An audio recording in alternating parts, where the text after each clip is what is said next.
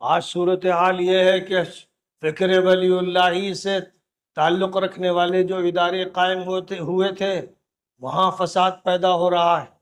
آج جو مرکزی ادارے تھے وہ ادارے فساد کی طرف جا رہے ہیں۔ صرف یہی نہیں سامعین کہ دیوبندیت فساد کی زد میں ہے، بلکہ سچ یہ ہے کہ اسلام وہ نہیں جس کے ٹھیکیدار یہ دیوبندی ہیں، اور یہ میں آج کی اس ویڈیو میں دیوبندیوں کے گھر کی کتاب سے ثابت کرنے والا ہوں۔ کیونکہ سامعین ابھی 2-4 دن پہلے دیوبندیوں کے اس ڈیجیٹل مفتی امتیاز پلاموی نے اپنے یوٹیوب چینل پر یہ ویڈیو اپلوڈ کر کے ہم سنیوں کے خلاف بکواس بازی کی ہے، جس پر اس دیو کو اس کے گھر کا راستہ دکھانا ضروری ہے۔ تو چلیں بلا تاخیر ویڈیو شروع کرتے ہیں۔ باطل کا رد کریں گے، ہم ہیں بریلی والے۔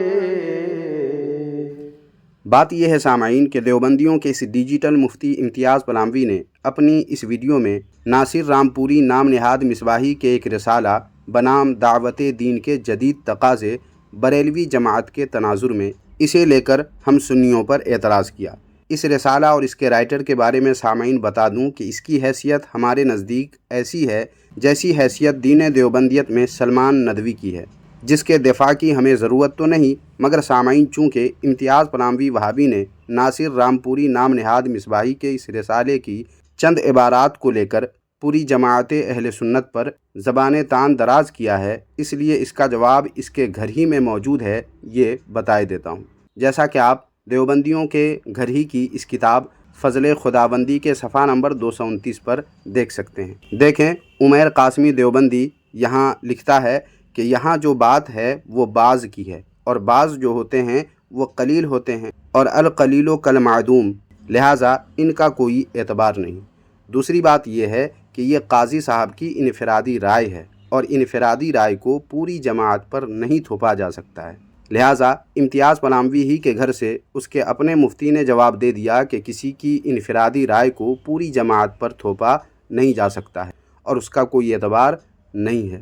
اس کی ایک وجہ یہ بھی ہے سامعین کہ فرد واحد کے سمجھنے میں خطا کا بھی احتمال ہوتا ہے، اور یہ میں اپنی طرف سے نہیں کہہ رہا ہوں، بلکہ یہ بات دیوبندیوں کے گھر کی کتاب میں اس کے مولوی نے لکھی ہے۔ ثبوت کے لیے دیکھیں یہ کتاب جس کا نام ہے تسکین الاولیاء، اور اس کے صفحہ نمبر 207 پر دیکھیں، لکھا ہوا ہے کہ فرد واحد کے سمجھنے میں خطا کا بھی احتمال ہوتا ہے، لہٰذا ناصر رامپوری نام نہاد مصباحی فرد واحد کی انفرادی رائے جس کا کوئی اعتبار نہیں، کیونکہ اس میں خطا کا بھی احتمال ہے، اسے پوری جماعت پر تھوپ کر امتیاز پلاموی وہابی دیوبندی نے اپنے گھر سے بے خبری کا اظہار کر کے ہم سنیوں کی پوری جماعت پر زبان تان دراز کی، جس کا جواب اس کے گھر سے ہی دے دیا گیا۔ اب آئیے سامعین، اس قسم کی باتوں پر اگر اعتراض کیا جا سکتا ہے تو ہم امتیاز پلاموی وہابی دیوبندی کو اس کے گھر کا راستہ دکھا کر اس پر بھی لب کشائی کی دعوت دیتے ہیں، تاکہ امتیاز پلاموی ہمیں تو نہیں البتہ اپنے دیوبندی وہابی بھائیوں کو ہی اس کا جواب دے کر بتا دے کہ اس قسم کی باتیں جو اس کے گھر میں موجود ہے وہ بھی امتیاز پلاموی وہابی کی پیدائش سے بھی پہلے سے اس کا کیا جواب ہوگا۔ مگر اس سے پہلے سامعین سلمان ندوی کی اس ویڈیو کو آپ ملاحظہ فرمائیں اور دیکھیں یہ کیسا انکشاف کر رہے ہیں اور کیسے دیوبندیوں کی حقیقت کو واضح کر رہے ہیں۔ آج صورتحال یہ ہے کہ فکر ولی اللہ سے تعلق رکھنے والے جو ادارے قائم ہوئے تھے وہاں فساد پیدا ہو رہا ہے۔ آج جو مرکزی ادارے تھے وہ ادارے فساد کی طرف جا رہے ہیں، اس لیے ذمہ داری جامعہ کی بہت بڑھ گئی ہے، اس فکر کی بہت بڑھ گئی ہے۔ افسوس ہے کہ نہ دیوبند رہا، نہ ندوہ رہا، نہ علی گڑھ رہا۔ ان سب کا جب تک فکر ولی اللہ سے صحیح ربط رہا، اور ان سب کا جب تک تحریک شہیدین سے ربط رہا، یہ صحیح رخ پر چلتے رہے۔ لیکن جب سے ان کو اربوں کے دیناروں نے اور درہموں نے خرید لیا ہے، اور جب سے یہ عرب حکمرانوں کے چیلے چپاٹے بن کر صہیونیت اور صلیبیت کے علمبردار بنے ہوئے ہیں، اس وقت سے انحراف کے راستے پر پڑے ہوئے ہیں۔ اب اس انحراف کا علاج ہوگا، جب بھی ہوگا اسی جامعہ سے ہوگا، اسی مرکز سے ہوگا۔ دوبارہ یہی مرکز دیوبند کی اصلاح کرے گا، ندوے کی اصلاح کرے گا، علی گڑھ کی اصلاح کرے گا، سلفیوں کی اصلاح کرے گا، اور صحیح راستہ متعین کر کے اسی پر آگے لے کر چلے گا انشاءاللہ۔ سنا آپ نے، دیوبند اور ندوہ کو عربوں کے درہم و دینار نے خرید لیا ہے، اور یہ دیوبندی لوگ عرب حکمرانوں کے چیلے چپاٹے بن کر صہیونیت اور صلیبیت کے علم بردار بن چکے ہیں۔ تو کیا خیال ہے امتیاز پلاموی؟ کچھ شرم و حیا ہے، کچھ غیرت ہے؟ اس پر بھی لب کشائی کریں گے آپ، اور دیوبندیوں ندویوں کے درہم و دینار سے بک جانے کا اعلان کریں گے آپ، اور اپنے دیوبندیوں وہابیوں کے عربوں کے چیلے چپاٹے بننے اور صہیونیت و صلیبیت کے علمبردار بن جانے کا اعتراف کریں گے آپ، یا آئیں بائیں شائیں کر کے نکل جائیں گے پتلی گلی سے؟ اور امتیاز وہابی، یہ تو کچھ بھی نہیں ہے، اب دیکھیں آپ کے گھر میں کیا کچھ گل کھلایا گیا ہے۔ دیکھیے آپ اپنے گھر کی یہ کتاب، جس کا نام ہے مولانا عبید اللہ سندھی، حالات زندگی، تعلیمات اور سیاسی افکار۔ اس کتاب کے صفحہ نمبر 21 پر دیکھیں کیا لکھا ہوا ہے۔ لکھا ہے کہ دیوبند سے فارغ التحصیل ہو کر مولانا عبید اللہ سندھ لوٹے، اور 6-7 برس تک جو کچھ پڑھا تھا طالب علموں کو پڑھاتے رہے۔ مولانا نے اپنا ایک مدرسہ بھی قائم کیا، طلباء کو جمع کیا، ان کی کفالت اور مدرسین کے گزارے کا بار بھی خود اٹھایا، اور جس گوہر مقصود کو انہوں نے اتنی محنت اور مصیبت کے بعد حاصل کیا تھا، ہر خاص و عام کو اس سے روشناس کرتے رہے۔ ایک مدت کے بعد مشفق استاد نے اپنے ہونہار شاگرد کو دیوبند بلوا بھیجا، اور مدرسہ کے پرانے طلباء کی تنظیم کا کام ان کے سپرد ہوا۔ مولانا عبید اللہ دیوبندی ضرور تھے، لیکن دیوبندیت کے ظاہری رنگ و روپ اور شکل و صورت کے تو وہ کبھی قائل نہ تھے۔ عبید اللہ سندھی کیا تھے؟ دیوبندی ضرور تھے، لیکن دیوبندیت کے ظاہری رنگ و روپ، شکل و صورت کے تو وہ کبھی قائل نہ تھے۔ وہ تو دیوبندی روح کے ماننے والے تھے، جو شاہ ولی اللہ سے مشائخ دیوبند نے حاصل کی ہے، اور مولانا محمد قاسم بانی مدرسہ اس کے مبلغ تھے، اور مولانا محمود الحسن نے ظواہر اور رسوم کے تمام پردے ہٹا کر اپنے عزیز شاگرد کو اسی روح کا جلوہ دکھایا تھا جس سے مولانا عبید اللہ کو سکون ملا تھا۔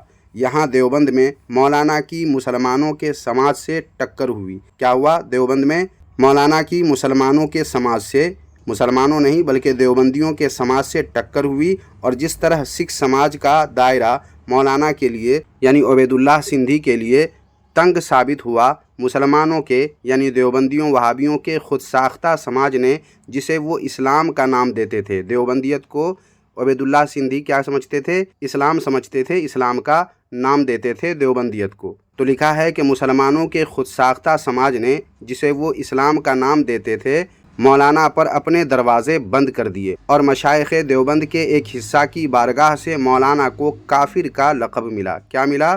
مشائخ دیوبند کے ایک حصہ کی بارگاہ سے کیا ملا؟ کافر کا لقب ملا۔ خوش قسمتی سے، اب غور سے سنیے اور غور سے پڑھیے، لکھا ہے کہ خوش قسمتی سے مولانا جان گئے تھے کہ اسلام وہ نہیں جس کے ٹھیکیدار یہ لوگ ہیں۔ یہ لوگ مطلب دیوبندی لوگ۔ اسلام وہ نہیں جس کے ٹھیکیدار یہ دیوبندی لوگ ہیں۔ چنانچہ ان کے کفر کے فتوے کے بعد مولانا کو اپنے مسلمان ہونے کا اور زیادہ یقین ہو گیا۔ سامعین، آخری جملے پر غور فرمائے، ان کے یعنی دیوبندیوں کے کفر کے فتوے کے بعد عبید اللہ سندھی کو اپنے مسلمان ہونے کا اور زیادہ یقین ہو گیا۔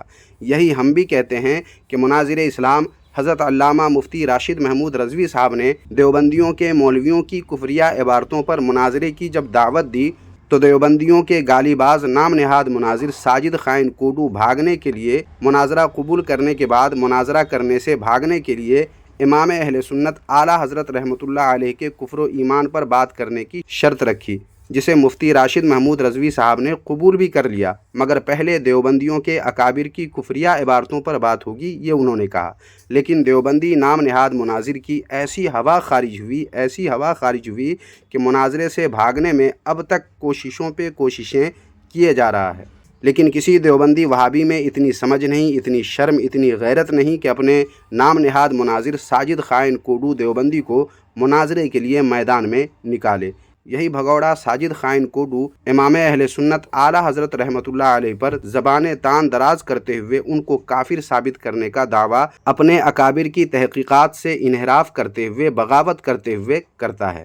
لیکن سامعین، دیوبندیوں کے گھر کی اس کتاب کے آخری جملے کو سامنے رکھ کر اور دیوبندیوں کے اس اصول کو سامنے رکھ کر ہم بھی کہتے ہیں کہ اعلیٰ حضرت رحمۃ اللہ علیہ کے خلاف ساجد خائن کوڈو کی بکواسات کو سن کر ہم سنیوں کو بھی اعلیٰ حضرت رحمۃ اللہ علیہ کے مومن و عاشق رسول ہونے کا اور بھی زیادہ یقین ہو گیا ہے۔ لیکن سوال یہ ہے سامعین کہ ناصر رامپوری نام نہاد مصباحی کے رسالہ کی عبارتوں کو لے کر پوری جماعت اہل سنت پر بکواسات کرنے والا امتیاز پلاموی وہابی اپنے گھر کی ان خرافات اور زیادتیوں پر بھی منہ کھولنے اور کچھ بولنے کی ہمت کرے گا؟ آپ کو کیا لگتا ہے سامعین؟ کمنٹ باکس میں ضرور لکھیں اور ویڈیو کو لائک، ہائپ اور شیئر ضرور کریں۔